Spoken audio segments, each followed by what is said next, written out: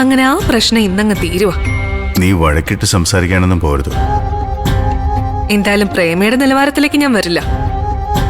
പിന്നെ ഉള്ളി തറച്ചൊരു മുള്ളു ഊരുമ്പോ ഇത്തിരി നോവും. അത് വാക്കുകളായിട്ട് വരുമ്പോ ഒന്നും പറയണ്ട.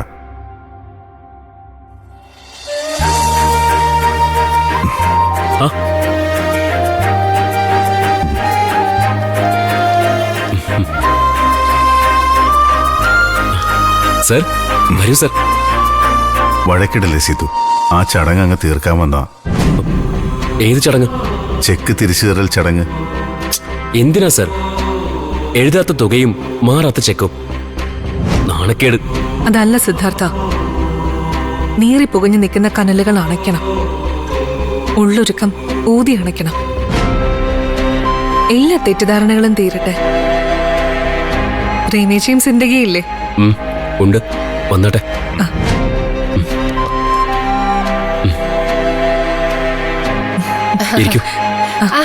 വരൂ വരൂ. അല്ല, ഇത് ആരൊക്കെയാ?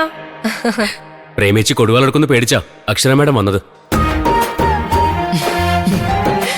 പിന്നെ ചേച്ചി വാളെടുത്ത മേഡം തോക്കെടുക്കും. നീ പോടാ. സങ്കടം വന്ന പ്രേമ എന്തെങ്കിലുമൊക്കെ പറയും, അത്രേ ഉള്ളൂ. അല്ലാതെ ഒന്നും മനസ്സിൽ വെക്കില്ല. ഞാൻ പറഞ്ഞിരുന്നല്ലോ, ഞങ്ങൾ ആ ചെക്ക് തിരിച്ചു തരാനാ വന്നത്. പിന്നെ ഇവിടുന്ന് ഒരു ചായയും കുടിക്കണം. അയ്യോ, ഒന്നല്ല, ഞാൻ 10 ചായ ഉണ്ടാക്കി തരാം. നിങ്ങൾ ഇരിക്കെ, ഞാൻ അച്ഛനെ വിളിക്കാമേ. അച്ഛാ, അച്ഛാ, ദേ ആരാ വന്നിരിക്കുന്നേ നോയിക്കേ. അച്ഛാ, അച്ഛാ. സാർ ഇരിക്കും.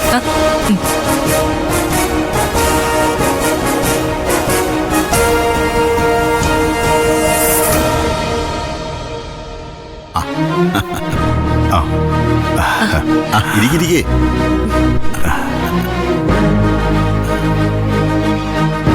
ആദ്യമേ ഞാനൊരു സോറി അങ്ങ് പറയാം.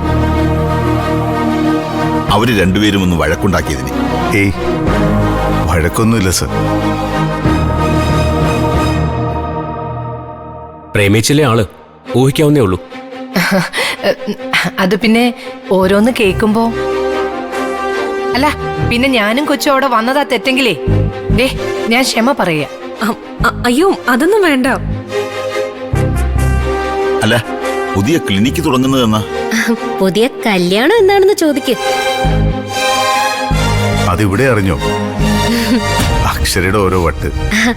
ചേച്ചി ഇത്ര മാത്രം റൊമാൻറ്റിക് ആണെന്ന് അറിഞ്ഞപ്പോഴേ അത്ഭുതം തോന്നി.